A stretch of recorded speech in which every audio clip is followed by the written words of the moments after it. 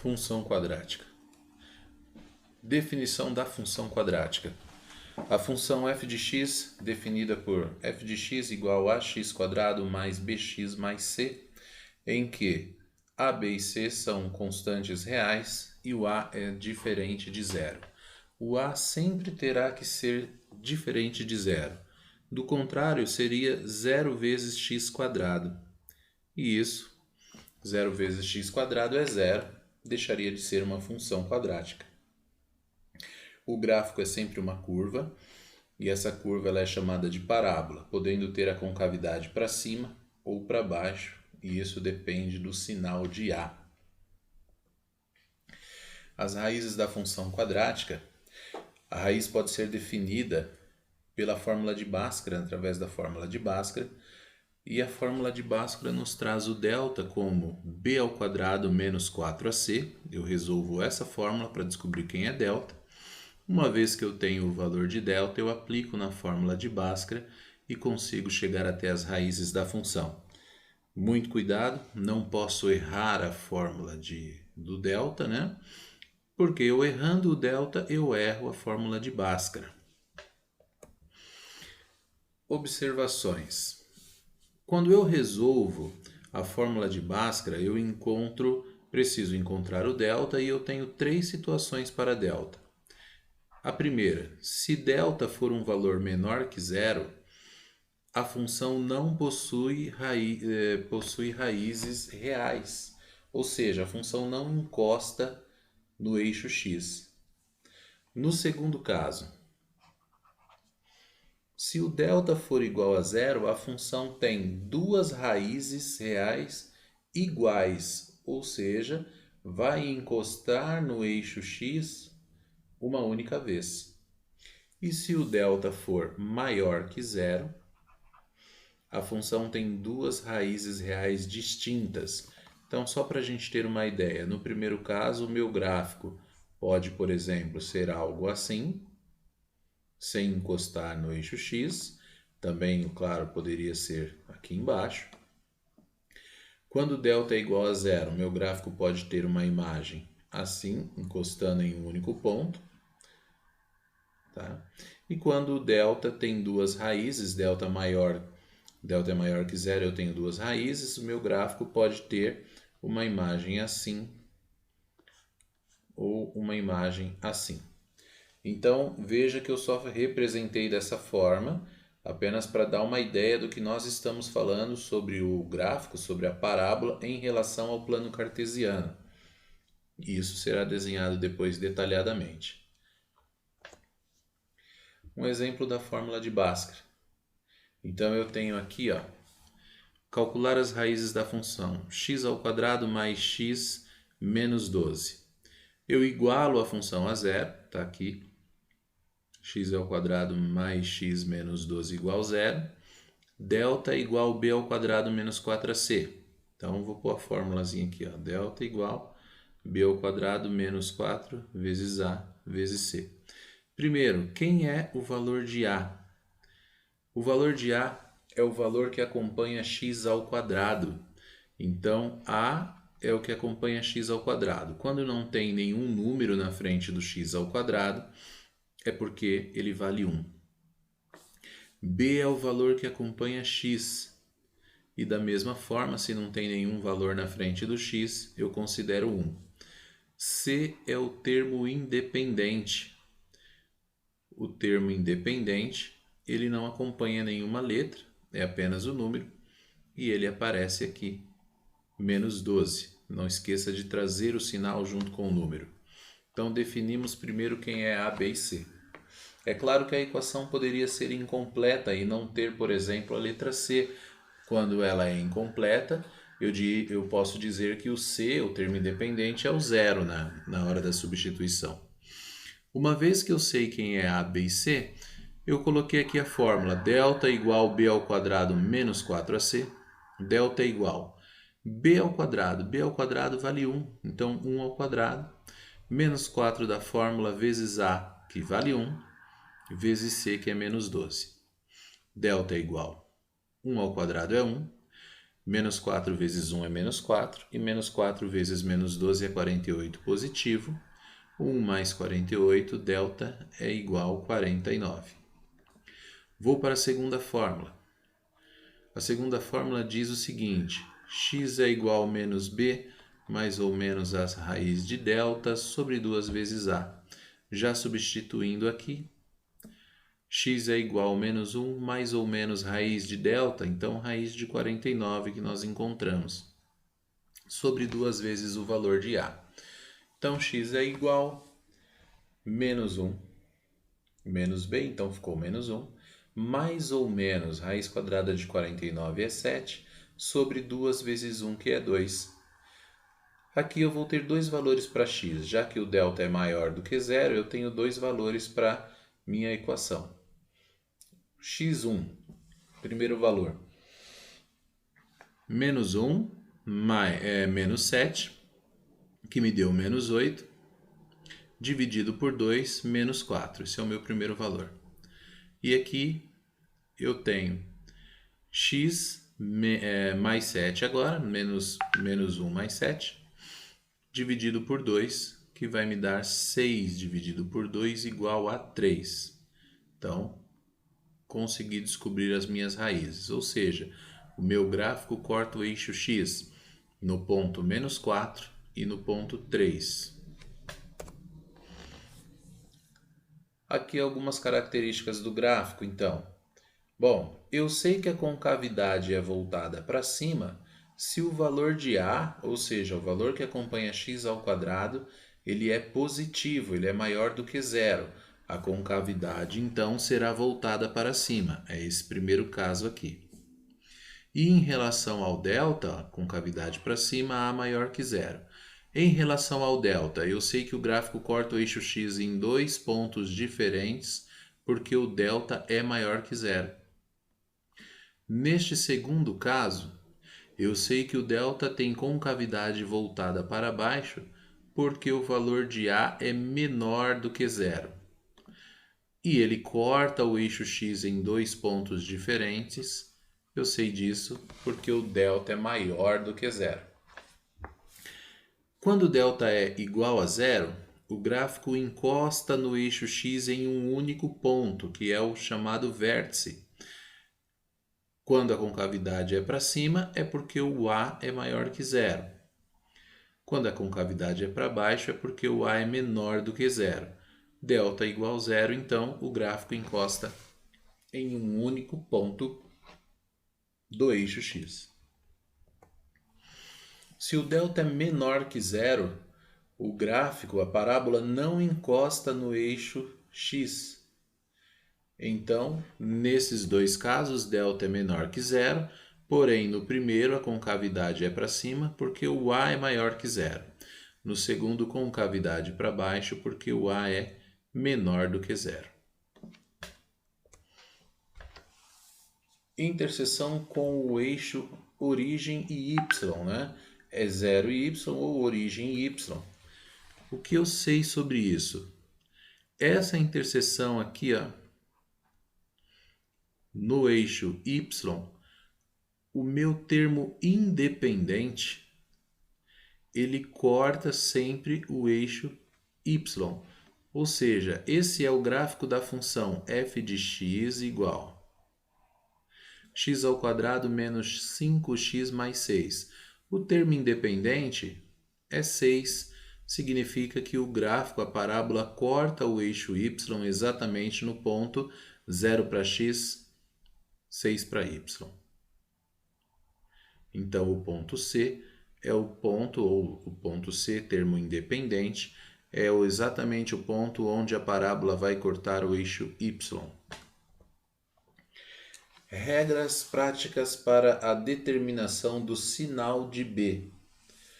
Quando meu gráfico está subindo, eu entendo que o meu B é maior do que zero, ou seja, ele é positivo. Quando o meu gráfico está, nesse caso aqui, a concavidade é para baixo, mas ele corta o eixo y no momento que sobe, então B é positivo.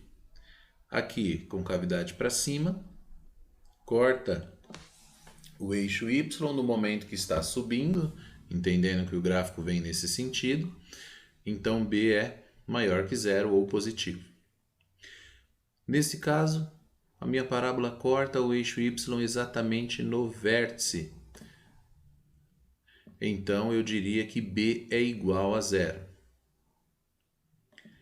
Nesse último caso aqui, o gráfico corta o eixo Y no momento que está descendo. Então o meu B é menor do que zero. Ou eu posso dizer que B é negativo. Nesse caso aqui também, o gráfico ele vem nesse sentido e ele corta o eixo Y no momento que desce, então B menor que zero. Aproveitando isso, olhando o exemplo anterior, nesse caso aqui, ó,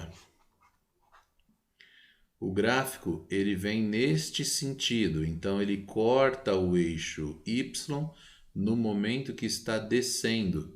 Significa que o meu termo, o meu termo independente é o 6, o ponto C, onde ele corta o eixo Y, e como o gráfico corta o eixo Y no momento que desce, então eu posso afirmar que o valor de B é negativo. B é o valor que acompanha x, ele vale menos 5 nessa equação. O vértice da parábola. O vértice é o ponto exatamente onde passa o eixo de simetria, o eixo que divide a parábola em duas partes iguais. Se nós recortássemos essa parábola aqui de uma folha e dobrássemos exatamente em cima do eixo de simetria, esse lado aqui da parábola ficaria exatamente em cima deste outro lado de cá. Então ele daria certinho, as duas partes se encaixariam perfeitamente. Bom, nesse primeiro caso, o A é maior do que zero, com cavidade para baixo, para cima, voltada para cima. No segundo caso, o A menor que zero, com cavidade voltada para baixo. Para calcular o vértice, eu preciso fazer as duas fórmulas aqui. A primeira, vértice de x menos b sobre 2 vezes a. Vértice de y menos delta sobre 4 vezes a. Aplicando essas fórmulas, eu vou achar um par ordenado que me leva até o vértice da parábola. O gráfico da função quadrática, nós já sabemos que ele tem um formato de parábola. Uma ideia de parábola aqui, só uma representação um pouquinho diferente. Eu tenho aqui um cone, né? Eu tenho um cone e eu tenho um plano que corta esse cone. Ele faz o quê? Ele forma uma parábola. Aqui nós podemos observar o seguinte, a aplicação da parábola. Só para a gente fazer uma comparação, observar a utilização disso aí no nosso cotidiano, quando nós observamos principalmente veículos antigos, nós temos aqui primeiro, por exemplo, um Fusca. A lanterna desses veículos, elas tinham esta característica, né? Ela tinha um formato de parábola aqui dentro. Uma lâmpada se acendia aqui no meio e ela sempre reflete nas bordas da lanterna e é projetado para frente o efeito luminoso. Assim você consegue iluminar a frente do veículo. Essa curvatura que você percebe nas lanternas mais antigas, ela não é feita de qualquer forma, é feito um cálculo e se define uma função, né, que nos gera uma parábola que é a curvatura da lanterna. Isso tudo é calculado para que esse efeito seja algo eficiente. Principalmente em uma época que você usava ainda as lâmpadas do tipo semelhante à lâmpada incandescente da nossa residência. Eram lâmpadas que geravam muito calor, então parte da energia que se consumia, a energia elétrica que se consumia para acender essas lâmpadas, era desperdiçada produzindo calor e não produzindo um efeito luminoso. Então, para poder potencializar, existia essa parábola, que era algo até gritante. A lanterna tinha essa característica forte, porque era uma forma de você aproveitar o efeito luminoso. Hoje em dia nós temos as lâmpadas mais modernas. Nesse caso aqui desse carro mais moderno, esse último, é uma iluminação a LED. O LED ele tem um efeito luminoso, um brilho muito melhor, né? A luminosidade é muito melhor. Por conta disso, ele também não gera tanto calor como as lâmpadas incandescentes, e por conta disso foi possível produzir lâmpadas com uma potência bem maior. Assim ela não vai gerar um calor tão grande e não vai consumir tanta, no caso do carro, tanta bateria. Por conta disso, você pôde diminuir a lanterna, e nos carros mais modernos você vê um desenho às vezes até mais simples na lanterna, você não fica tão nítido essa curvatura ou essa parábola. Uma outra observação é a antena parabólica. Essas antenas que a gente vê dessas companhias de TV a cabo, elas têm esse formato, então imaginem que as ondas vêm por aqui, bate nessa espécie de prato que tem um formato de parábola, e ele é projetado de volta para o receptor aqui. Então, essas ondas, da maneira que elas chegam e batem nesse prato, são projetados para o receptor. Assim, você consegue uma captação muito melhor dessas ondas de comunicação.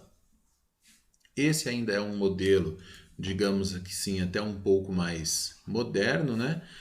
Esse daqui quase não se vê nas casas mais, é um modelo mais antigo.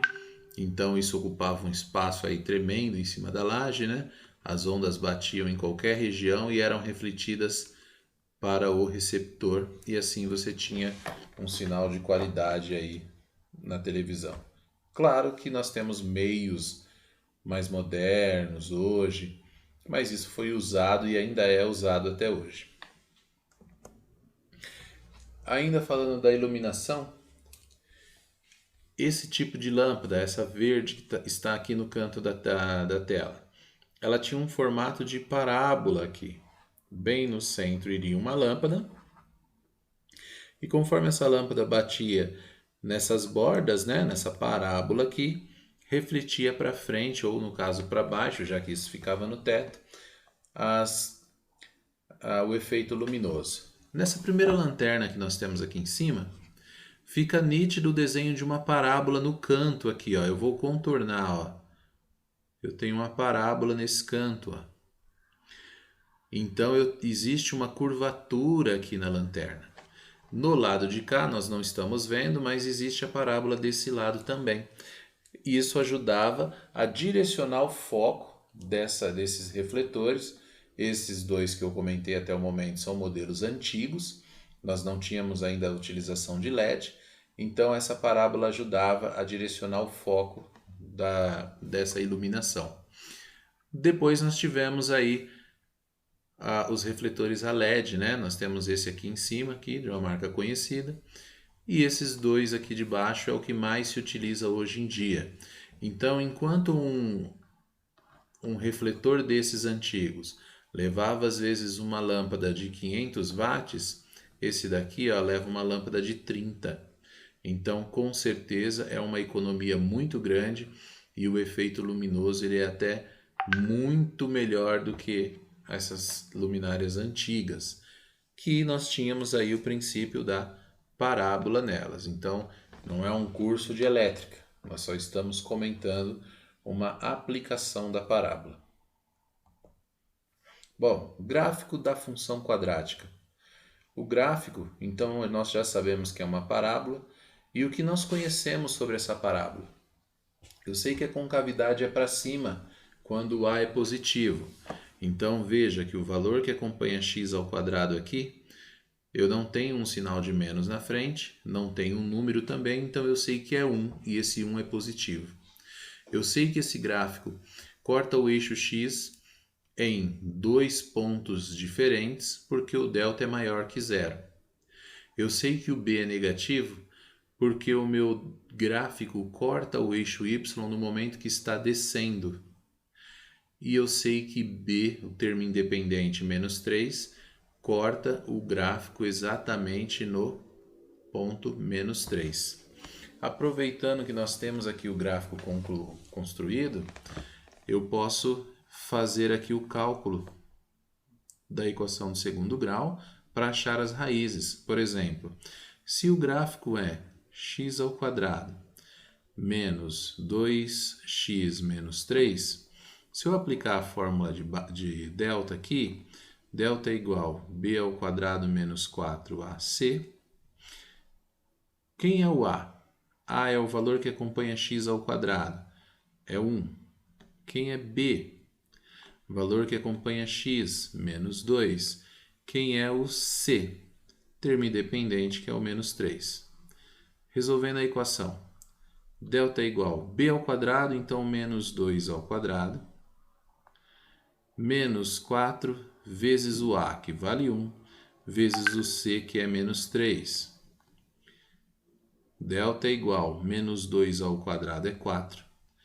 Menos 4 vezes 1 é menos 4. E menos 4 vezes menos 3 vai me dar mais 12. Delta é igual a 16. Bom, delta é maior do que 0. Logo, eu tenho duas raízes. Bom, quem são as raízes? Eu vou aplicar a Bhaskara agora, eu tenho que achar menos 1 e 3. Então, x é igual a menos b, mais ou menos a raiz do delta, sobre 2 vezes a.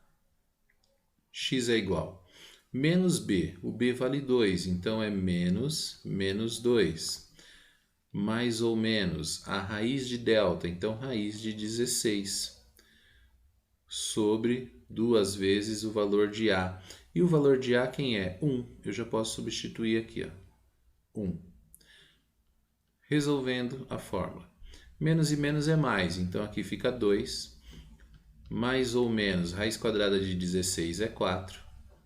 2 vezes 1 é 2. Então, os dois resultados que nós podemos encontrar. O primeiro, 2 mais 4, dividido por 2. 2 mais 4 é 6, divido por 2. 6 dividido por 2 é 3. E o meu segundo resultado, x é igual a 2 menos 4, divido isso aqui por 2.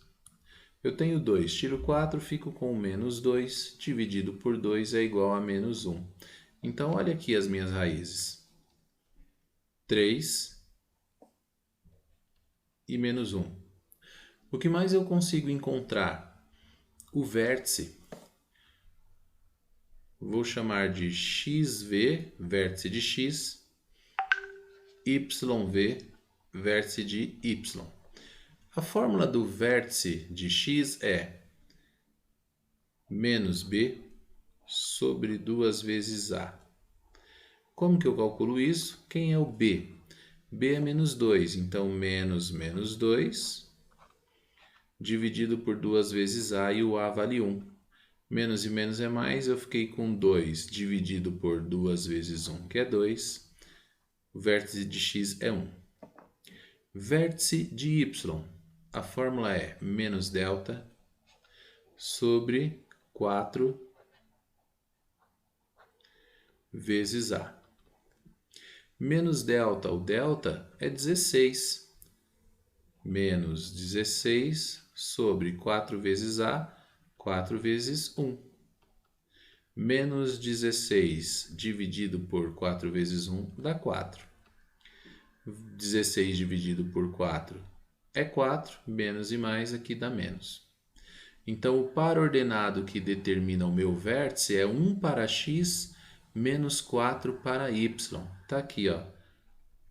1 para x menos 4 para y. Esse é o meu vértice. Então, eu consigo identificar todas essas questões aí em relação à parábola, utilizando a equação de segundo grau, utilizando o vértice, utilizando as fórmulas de vértice, lógico, e observando em relação a b, ele é positivo ou negativo? Basta eu observar o comportamento do gráfico. Tem aqui um novo exemplo. O que eu sei olhando para esse gráfico? eu sei que o termo independente, ou a letra C, é zero, porque o gráfico corta o eixo y no ponto zero. Eu sei que esse gráfico ele tem duas raízes, então o meu valor para delta é maior do que zero.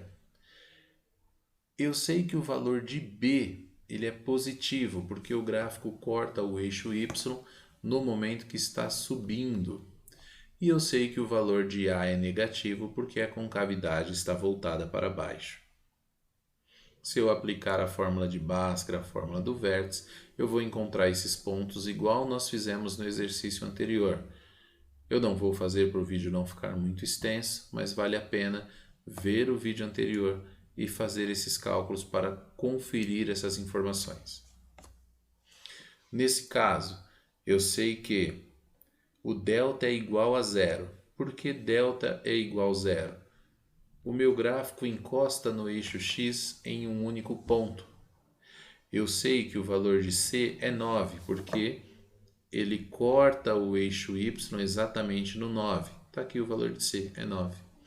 E eu sei que o valor de B é negativo, porque o gráfico ele vem descendo, no momento que ele corta o eixo y, ele está descendo, então B é negativo. E a concavidade para cima, porque o A é maior que zero, o valor que acompanha x² é maior que zero. E eu posso observar isso em outros gráficos também. Termo independente é menos 2, o gráfico corta o eixo y no menos 2. O meu delta aqui é igual a zero porque eu tenho uma única raiz. O valor de B ele é positivo porque o gráfico ele vem subindo e quando ele está subindo ele corta o eixo y, então B é positivo. E o A é negativo porque a concavidade está voltada para baixo. O mesmo eu posso observar nos outros gráficos, fazer essa análise. E aqui tem um exercício. Mediante o que nós estudamos até o momento, está aqui, ó. Exercício da PUC de 2017, ele diz o seguinte: o morro onde estão situadas emissoras de TV em Porto Alegre pode ser representado graficamente com algum prejuízo em um sistema cartesiano, através de uma função polinomial de segundo grau da forma y igual a x² mais bx mais c, com a base da montanha nos eixos das abscissas. Bom, quem é esses eixos, né? Esse eixo das abscissas é o meu eixo x. A base da montanha, então, está no eixo x. Eu estou dizendo que o meu eixo x passa aqui, ó, na base da montanha. Ficou torto aqui o meu risco, mas é só uma representação para dizer que esse é o eixo x. Bom, olha a parábola aqui, está um pontilhadinho em branco aqui me indicando a parábola, certo? Se esse é o eixo x e a parábola está aqui com concavidade para baixo, ela corta o eixo x nesse ponto aqui e corta nesse ponto aqui.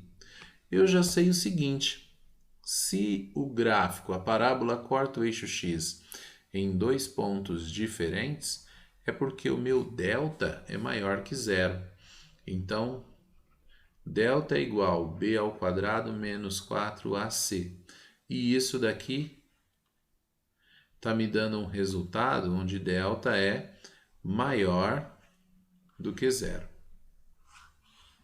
Eu já sei isso até o momento. E aí, eu tenho uma outra informação. A concavidade é voltada para baixo, então o A é menor do que zero. Olha as alternativas.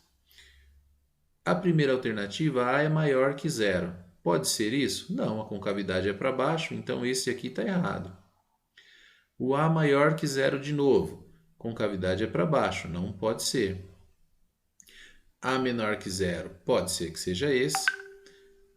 A menor que zero e A menor que zero. Bom, se eu ia chutar essa questão, eu tinha uma chance em 5, agora eu tenho uma chance em 3. Ficou melhor já. Só a gente observar agora em relação ao delta. Se o delta é b² menos 4ac, eu tenho duas raízes, então delta tem que ser maior. b² menos 4ac tem que ser maior que zero. Vamos olhar na letra C. b ao quadrado menos 4c menor que zero. Pode ser? Não, porque eu tenho duas raízes, então isso aqui está fora. Esse daqui poderia ser a primeira parte, falta só conferir a segunda. b ao quadrado menos 4ac é maior do que zero? A gente acabou de definir isso aqui. Então é. Na última ele diz que é igual a zero, não pode ser. Resposta correta, alternativa D. Aqui no canto tem o linkzinho também com a mesma resolução que eu acabei de fazer. Quem quiser verificar, assistir novamente, ver uma outra explicação, é só utilizar essa parte aqui.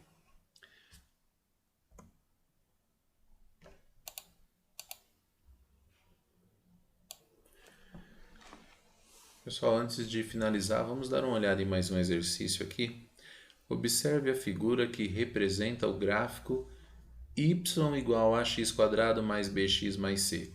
Y igual ou f de x igual, estamos falando da mesma coisa. Assinale a única afirmativa falsa em relação a esse gráfico. Então, o que é falso em relação a esse gráfico? Vamos lá. A vezes c é negativo. Bom, o C é o ponto que o gráfico corta o eixo Y, então ele está cortando o eixo Y aqui embaixo. A vezes C é negativo. O C aqui embaixo, ó, o gráfico corta quando está descendo.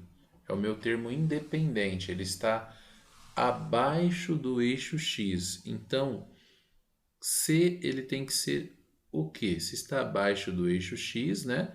Ele é negativo, então C é negativo, é como se fosse menos C. O gráfico ele tem uma concavidade voltada para cima, então o meu valor de A é positivo.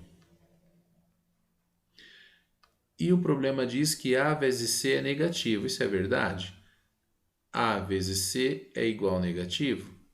Multiplicação com sinais diferentes, né?